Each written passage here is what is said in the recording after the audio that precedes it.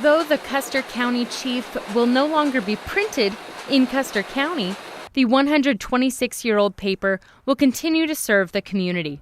Printing operations will relocate to Kearney, beginning with this week's issue, and printing at the Kearney Hub will mean more color and a high-quality look. However, chief headquarters for the staff will remain on 10th Avenue in Broken Bow, where it has been since 1929. Local roots run deep for the Custer County chief. Emerson Purcell founded the paper in 1892 and worked as publisher until 1943. His son-in-law, Park Keyes, then took over, and then Emerson's son, Harry Purcell, was publisher until 1984 before selling the paper to corporate organizations. Horizon Publications out of Chicago currently owns the paper.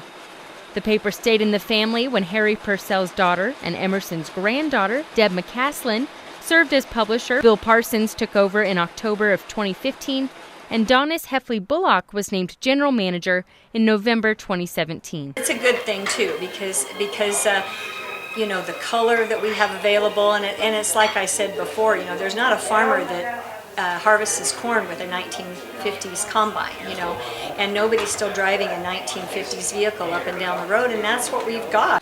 Since the 1950s, the chief has printed on a Goss Community 1956 press, which is capable of producing up to 10,000 copies per hour. 4 separate roller presses have been printing the chief and the extra using black ink and spot color. Managing editor Mona Weatherly knows the world is changing, but she and the staff plan to continue preserving the history of the area. It's the history of it. This press has seen a lot of history, and if you think about all the stories and all the families and all the photos that have gone through it, it's just, I can kind of get emotional.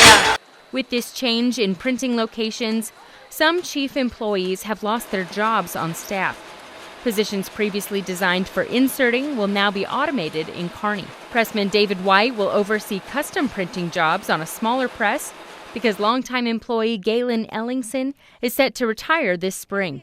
The two men combined have operated chief presses for more than 50 years. Employees recounted an ominous sound on Friday as the press slowed to a halt for the last time. Purcell's other granddaughter, Penny Ashenfelter, was there to watch the last press run on Friday morning. Despite the pressure of deadlines and changes to daily operations, Weatherly said everyone on staff exudes passion for the work they do.